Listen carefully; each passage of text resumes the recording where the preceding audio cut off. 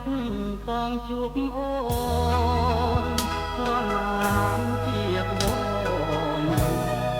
អោងសំដូនអ្នកនាងល្អលឹះលុបអរគ្រប់ឲ្យចាប់ចិត្តស្មាបើសិនបានរាំងយ៉ាងជាទ្រូងបងឡា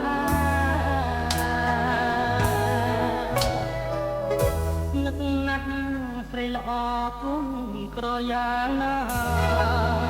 ប្តីស្ម័គ្រប្តីមេត្តាជឿចំជីវ៉ា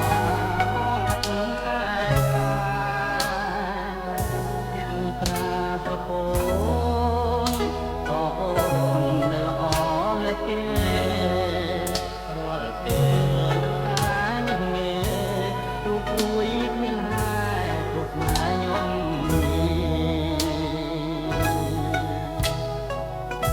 រឿងមួយអូនព្រួយព្រួងនឹកបងមានចាប្រាប់ផង